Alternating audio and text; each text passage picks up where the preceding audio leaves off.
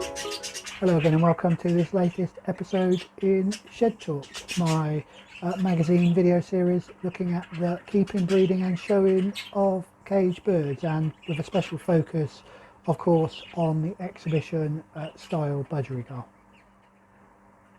Well, as the title to this episode suggests, we're going to finally get round to smoking the bird room, and we're going to use these Pronafit, I think that's how it's pronounced, or Pronafit smoke pellets, and see how they work. We will also have a quick look at the clearing outside of the area where we're going to put the Fife breeding cages, and see how I've got on with that over this week.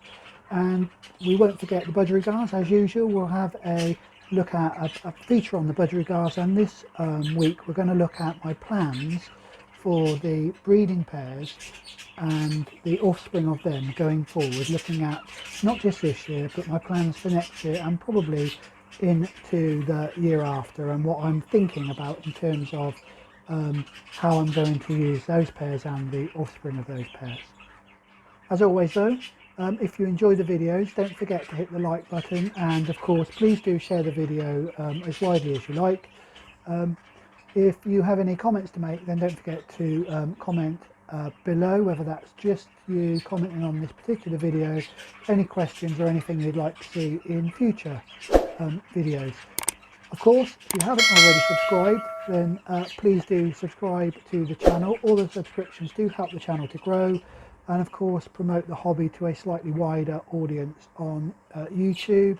And if you don't want to wait for me to post the videos on social media, then do of course hit the bell icon, and that will give you notifications as soon as I upload the next video.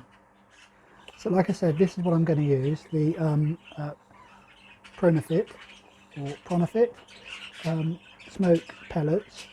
Inside here there are 3 of them. It says they're safe to use with the birds in the shed and with chicks and with eggs, so there shouldn't be any problem with using them in here. I've seen someone use them in a canary breeding room, and I'm sure canaries are much more sensitive to this sort of stuff than the budgerigars. Inside here there are 3 of them. We'll just open them and take a look at one of them. So there are 3, and each one will do a shed that is apparently 75 meters squared. So one of these in here should do. There you go, that's what they look like. So they do smell very nice, almost sort of herby, I suppose. Well, it says they're made mainly from herb type products, so all natural ingredients. Yeah, like I say, they smell nice. They're supposed to get rid of all of the creepy crawly bugs that are in here, so mite, moths, that sort of thing, and also clear out the birds' nostrils and I suppose their lungs and stuff. It's also supposed to help with that, so we will give them a try.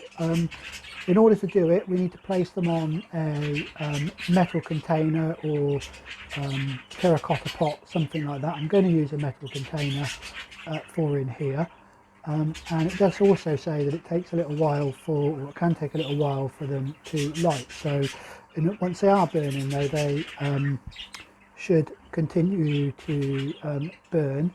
I'm not sure how long they actually take, so I will time it. I did try looking online how long one of these will take to burn.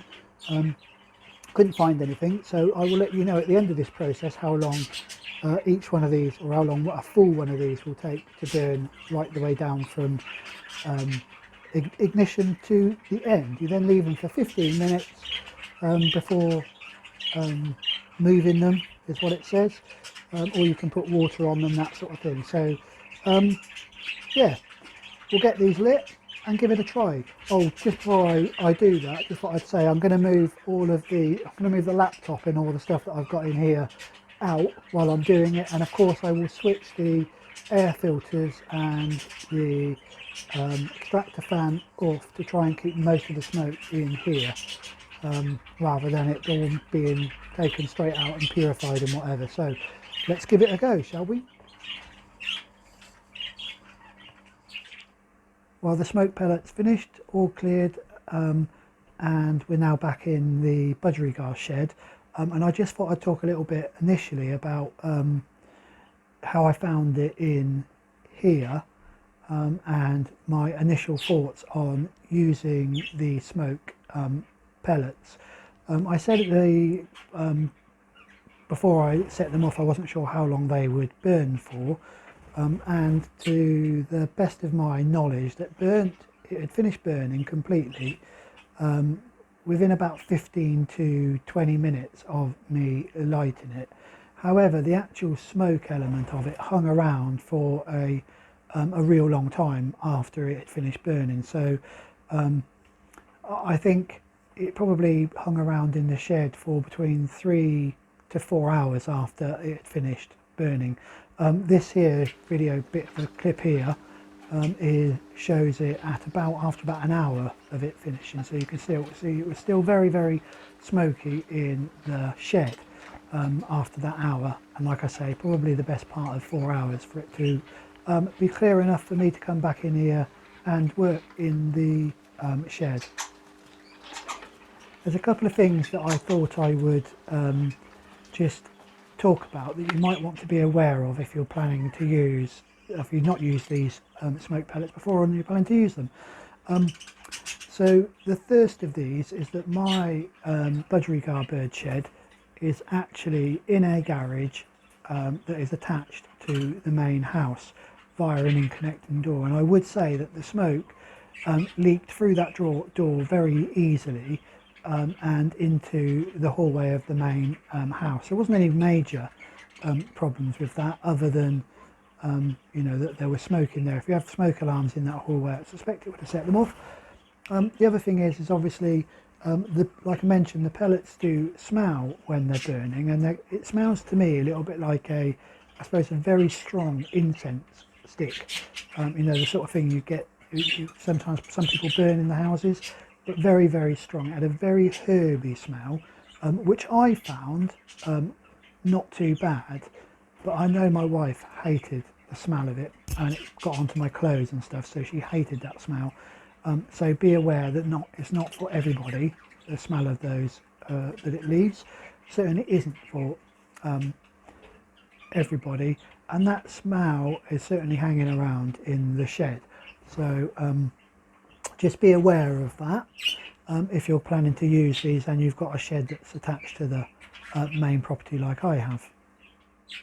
Another area is how I think this affected the birds. Now, when the smoke was going, the birds went very quiet.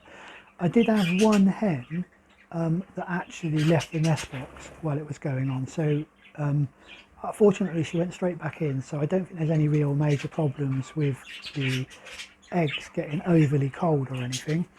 But it's worth noting, and I think it's just my own view, I think for me, particularly with the budgerigars, I probably will, if I'm going to use it again, it probably would be at a time when I don't have birds actively in the nest box. Like I say, it didn't affect any of the youngsters or any of the adult birds. They all seemed perfectly fine. They did go very quiet, very quiet when the smoke was in here. And the other thing that I noticed was that there were one or two of them that I think found it a little bit irritating. Because when I came back in, they were certainly, you know, wiping their heads, that sort of thing. So there may be a little bit of irritation. It was nothing massive, nothing that seemed to have any lasting impact on the birds. I also have noticed that the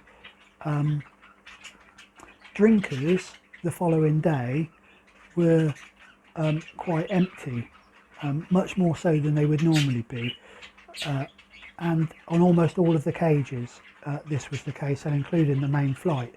At first I thought that they were just drinking more than usual because of the smoke. Perhaps, you know, it dried them out a little bit, but having watched them for a little while, I noticed that there are still one or two of them that at the moment I put the drinker back on are trying to bathe in the drinker, and I'm wondering whether it was the birds trying to bathe rather than them drinking more.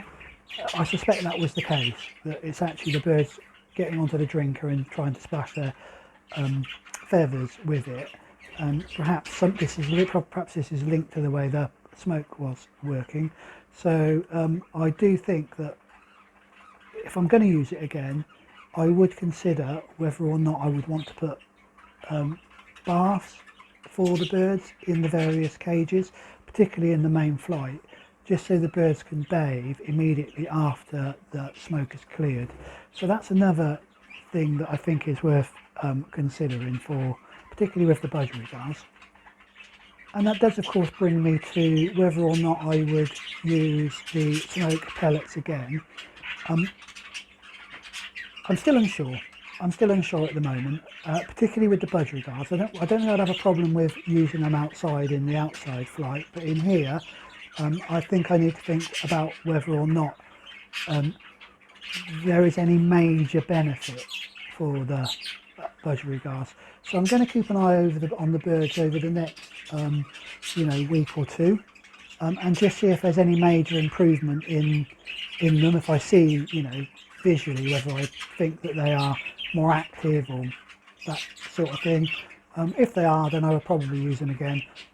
If not, then I'm not sure how, whether or not I would.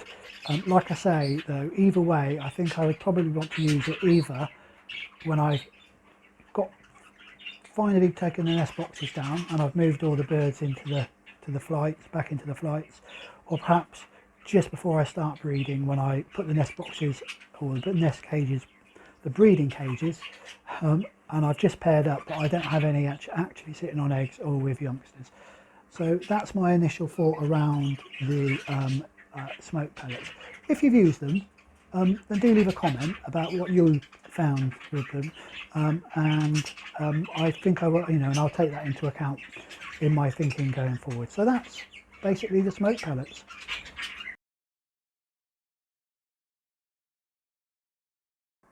So the very first Fifes from breeding to bench part of the series, and what I've been doing is, as I think I said, I've been disinfecting and cleaning some old breeding cages that I had originally. These were for breeding some of the foreign finches in. I never really used them.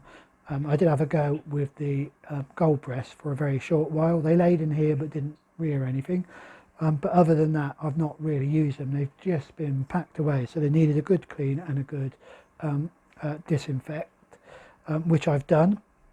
Now we'll just talk through some of the features of the cage and my thoughts on them, and obviously those of you that breed canaries out there, let me know your thoughts on this cage and what my thinking is around it. So the cage itself then is an all wire cage. I will put the dimensions of it in below the screen, on the screen now. It's got plastic ends, so it does give a little bit of privacy for the birds that are in it, so rather than the all wire cages that I've got for the budgerigars. It has two bottoms to it, so it has a normal, I suppose, plastic bottom, and then it has a wire cage floor as well.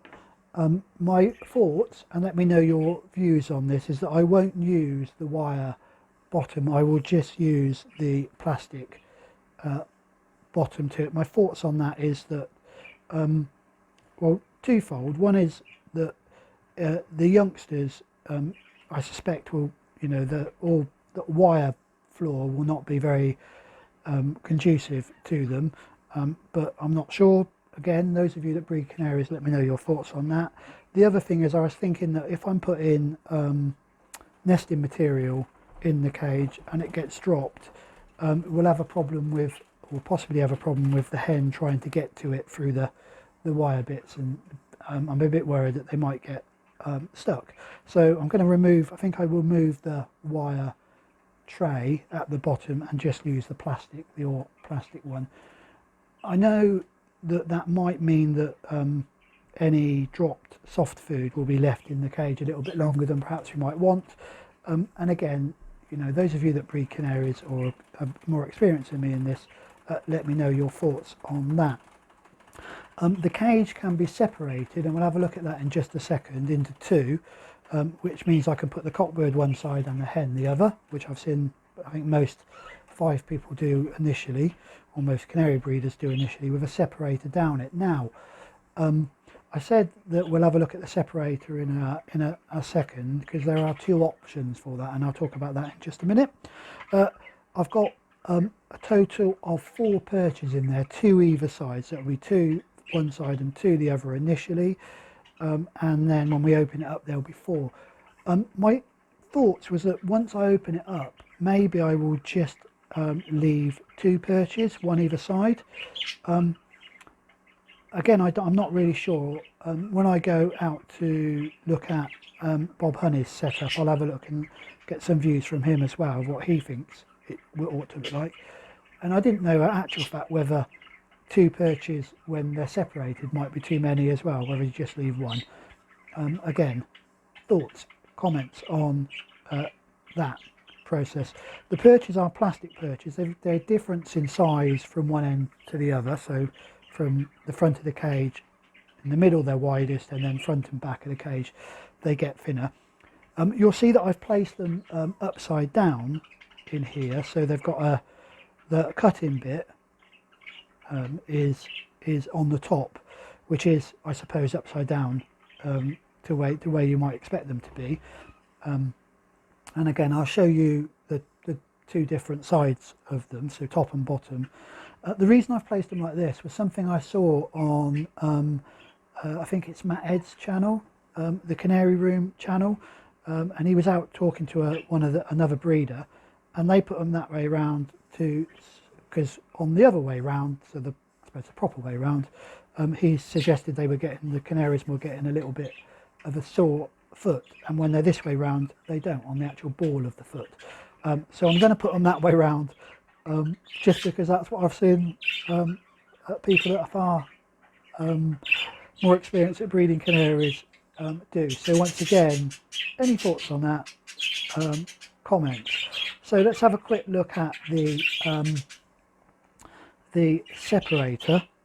So the separator that we've got is an all wire separator. You can see it here, all wire separator, and it goes in as you might imagine, just straight in there. There's a little guide for it.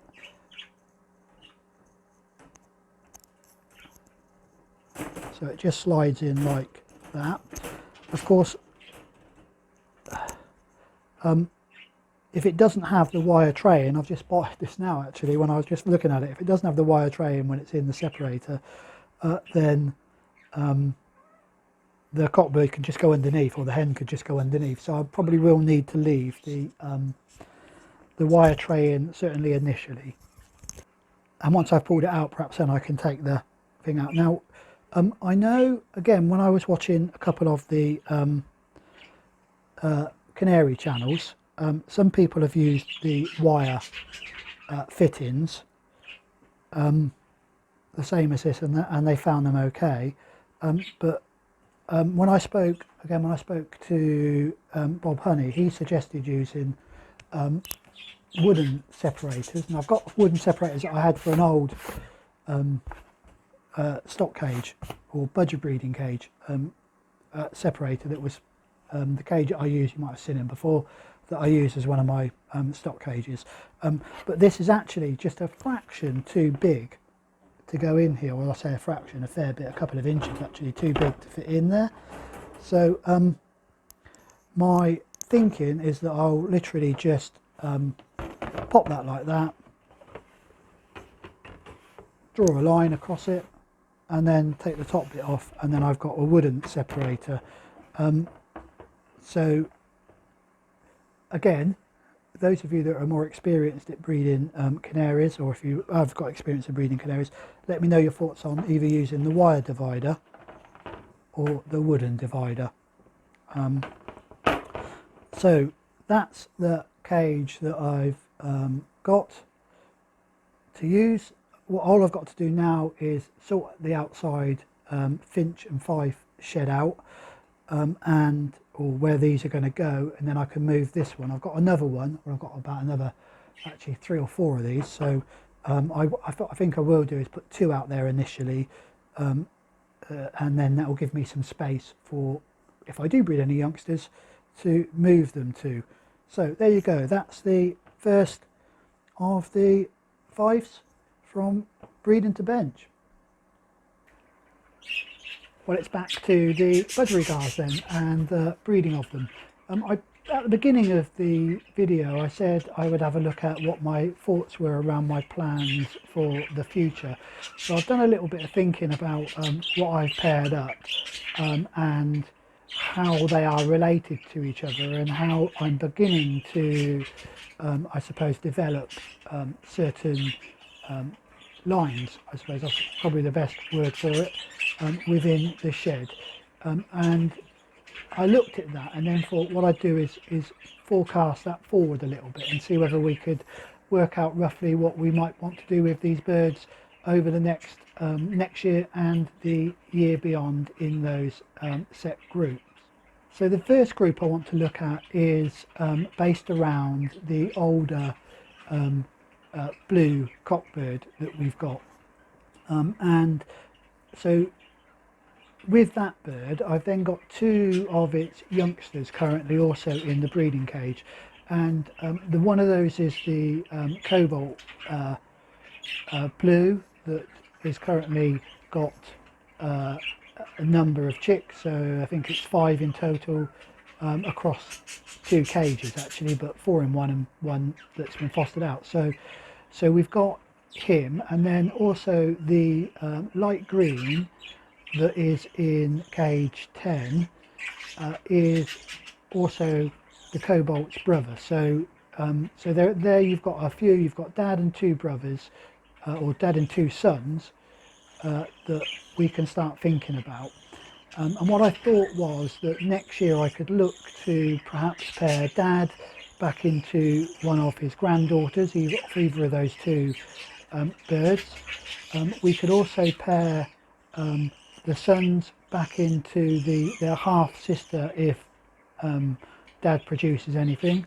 And then finally we've got a number of offspring across the 3 boxes that we can pick the best of and start looking at about how we might pair those up as well. So that's my thought for next year, and then the following year I would try to put in, continue that process of breeding that those lines back into each other.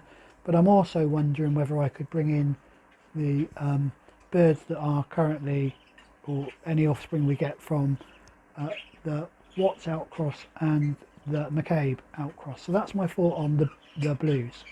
So the next main grouping then is around the greys and grey greens. So in cage 8, I think it is, we've got a grey green in there. I think it's a grey green opaline actually, and then we've got 2 grey greens, or we had 2 grey green brothers down. One of those is still down, one of them's back in the flight, resting. So the opaline grey, the cinnamon opaline grey, is the father of the 2 grey greens. So again, I've got a group in there that I can start working with, similar to the way we would want to work with the blues.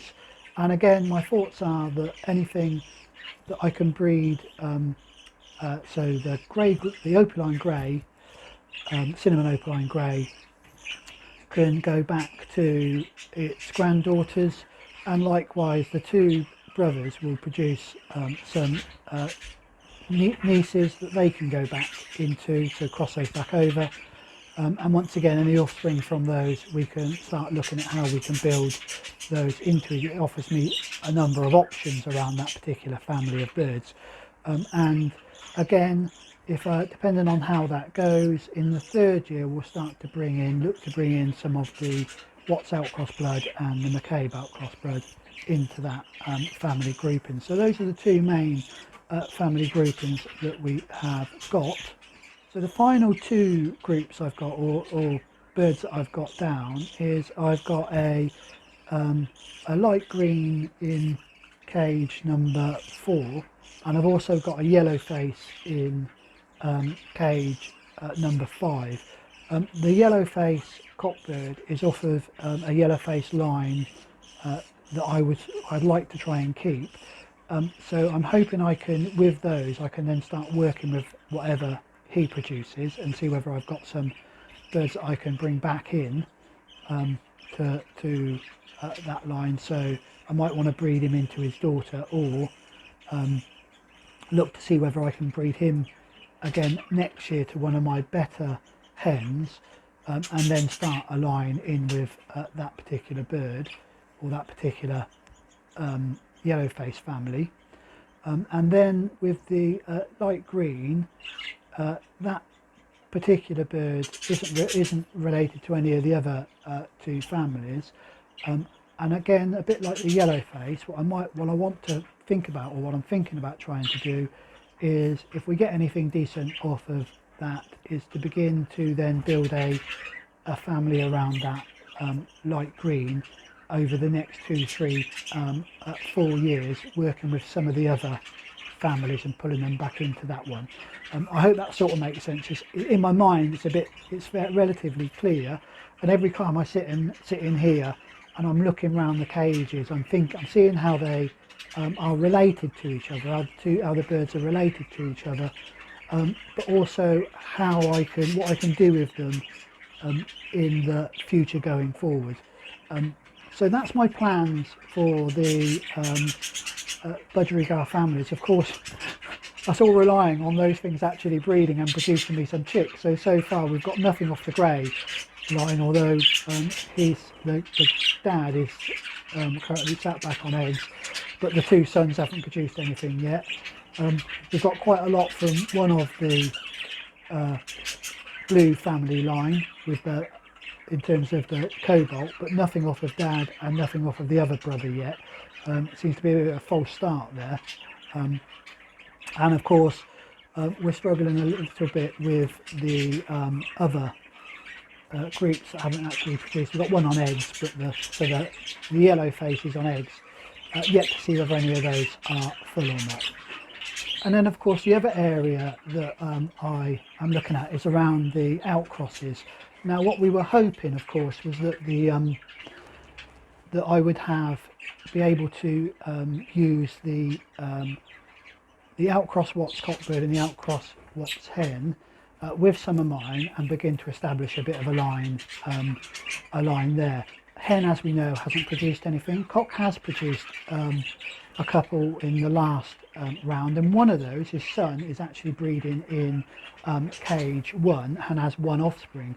So providing the cock, who currently hasn't produced anything, but I'm expecting him to this season, providing he does, we'll have something to begin to work with there in terms of that Watts, I suppose, Watts family of birds, Watts line of birds. Bearing in mind most of my birds have some Watts blood in them anyway, so so that's the area that I'm planning to do with the Watts birds. And of course, depending on how many we've got, at some stage we'll need to push those back into my own established lines, as I previously said. The other bit of area is around the McCabe outcross cock and hen. Cockbird hasn't produced anything, and remember he went off colour and we put him back in the flight. Still looks a little bit off colour, although, you know, feeding fine, flying around fine, but just doesn't look 100% or in condition enough to put him back into the breeding cage. The hen has produced for me, so she's currently she's got 1 offspring so far. They will go for another round, and I'm hoping I'll get a few more off of her, and that will at least give me something then to begin to work with in terms of that McCabe family line. And then maybe next year we can go back to Bob McCabe and see if we can pick up another outcross that I can begin to work back into there as well. We'll have to wait and see. So that's my thought on the 2 outcross lines. And once again, even with the McCabe line, like I say, we'll begin to work those back in, eventually back into my main families. So like I say, that's where we're going with the budgerigars at the moment. In the next video then, we've got a full update on all of the breeding cages. So we'll do a completely full roundup of the breeding cages. And the other thing I might do is get some of the older youngsters out of the breeding cages, pop them in the show cage, and we can have a quick look at them. Just a quick first glances, see how they respond to being in the show cage, and see how those very, very, very early impressions of how those few slightly older youngsters might look. But until then, as always, if you enjoy the video, hit the like button, share, do comment, of course do subscribe, and most importantly, do stay safe and enjoy your birds.